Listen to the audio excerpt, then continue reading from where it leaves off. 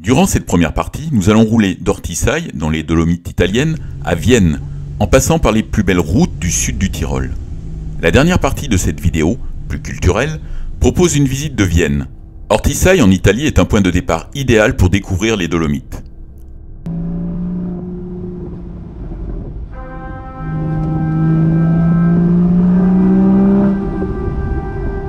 Durant cette première journée de roulage, nous allons emprunter les cols de Sella, Pordoi, Falzarego, puis de Stall, qui marquent l'entrée en Autriche.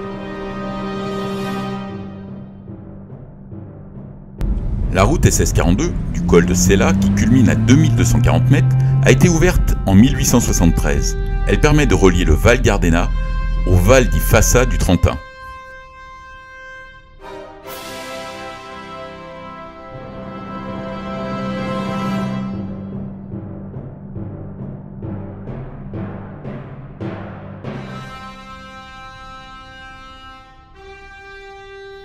Puis, nous passons par les cols du Pordoi, puis de Stall, avec des vues montagneuses magnifiques. A noter qu'il nous a été impossible de nous arrêter pour accéder au parc des Trois Cimes du Lavaredo en raison de l'affluence estivale sur le site. Arrêt pour déjeuner au Messnervit, auberge typique que nous vous recommandons.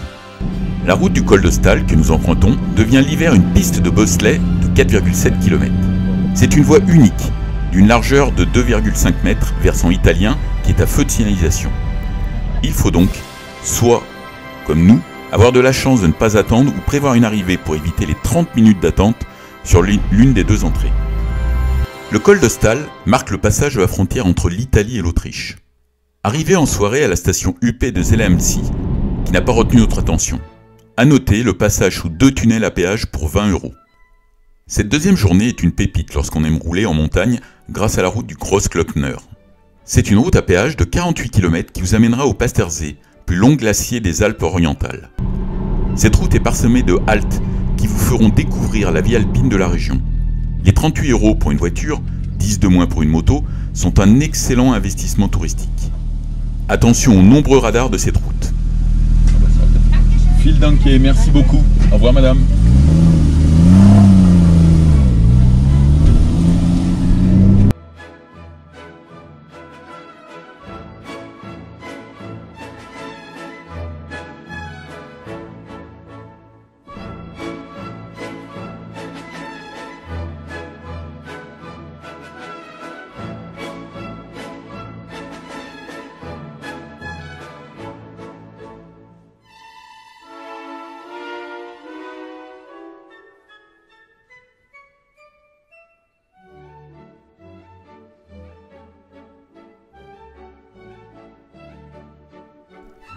Arrêt à l'Edelweiss Spitz, à 2571 mètres d'altitude.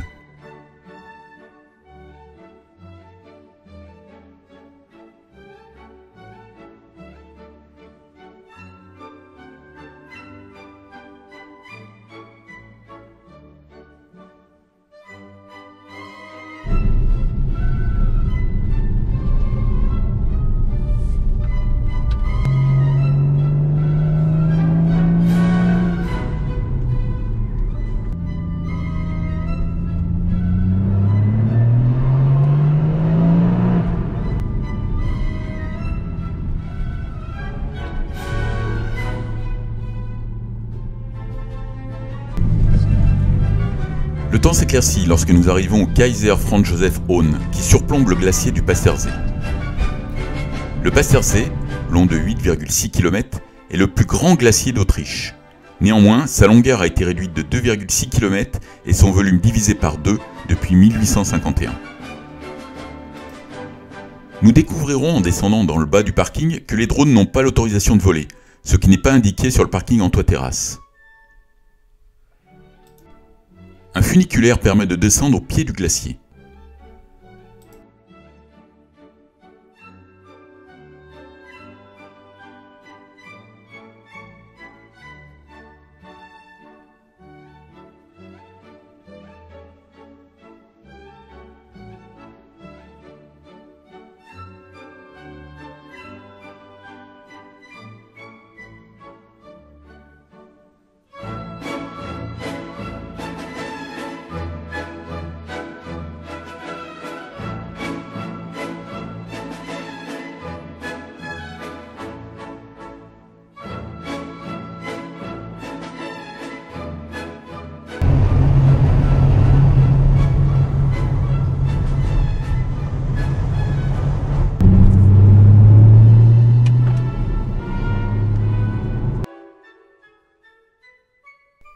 Arrivé le soir au Wisthaus Jagavirt, que nous vous recommandons. Cette auberge en pleine nature est composée des fermes d'un lieu-dit qui ont été transformées en chambres. C'est assez réussi et nous vous recommandons vivement cette adresse qui est très appréciée des locaux. Petit déjeuner en compagnie des poules Jacqueline et Kimberley ainsi que des lapins en liberté. Pour nous, c'est assez peu commun en raison des renards dans notre région.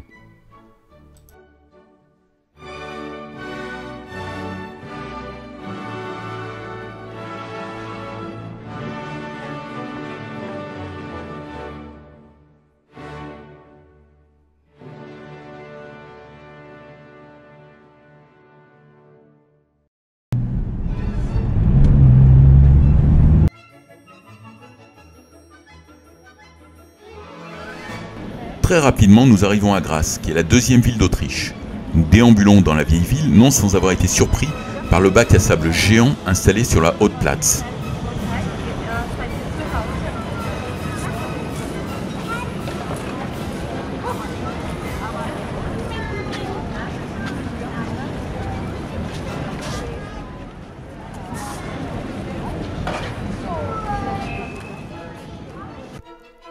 La très belle maison peinte, résidence des archiducs jusqu'en 1540.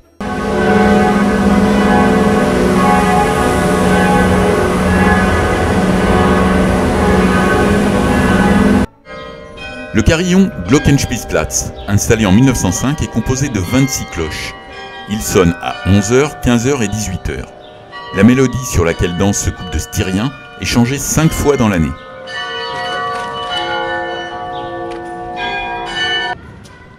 L'arsenal de Graz. Outre la visite de la cathédrale, il est intéressant de parcourir les tunnels abris reliant la tour de l'horloge à la basse ville, construit pendant la Seconde Guerre mondiale qui pouvait abriter jusqu'à 40 000 personnes. Puis nous partons sur Vienne. La route entre Graz et Vienne est assez inintéressante.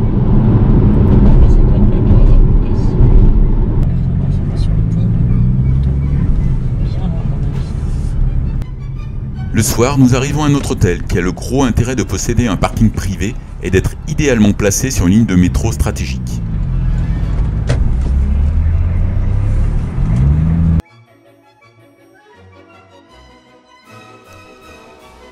Nous nous rendons en métro au château de Schönbrunn, classé patrimoine mondial de l'UNESCO depuis 1986. C'est le lieu le plus visité d'Autriche. Pour cette raison, il est indispensable de réserver son billet sur internet pour éviter les files d'attente à la billetterie.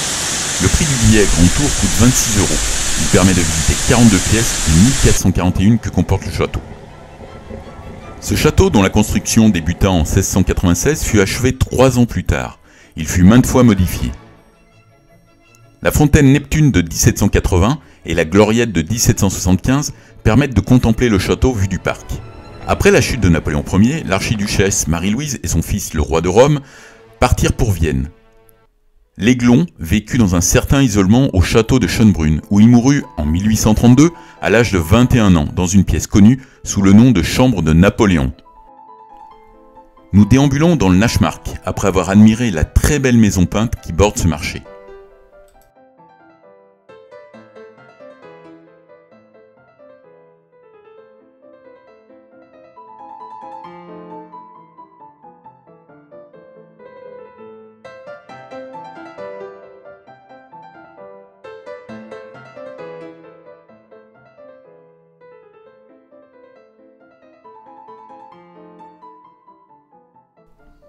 La journée se termine au Prater, la plus grande étendue verte de la ville où trône la Grande Roue et ses 65 mètres de diamètre.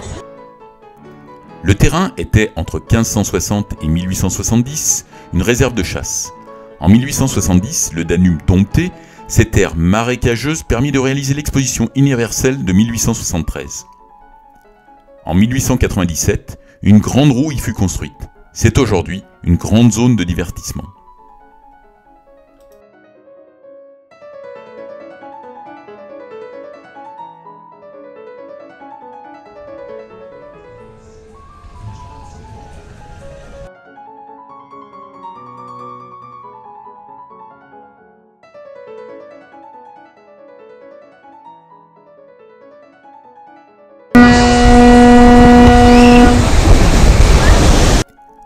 Aujourd'hui, visite du palais de Löfbourg, avec les musées de la vaisselle et de l'incontournable musée Sissi, qui fait découvrir une personnalité diamétralement opposée et bien moins attachante à celle que l'on connaît du personnage interprété par Romy Schneider. Malheureusement, toute prise de vue y est prohibée. Visite de la ville grâce au tramway et arrêt à la magnifique cathédrale Saint-Étienne qui, faute de lumière, rendra les prises de vue sombres et ternes.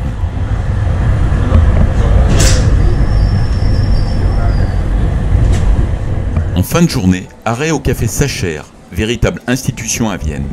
Après une attente d'une vingtaine de minutes à l'extérieur sous la pluie, nous entrons dans ce décor de cinéma. Un café et une Sacher Torte mettront un point final à notre visite de Vienne.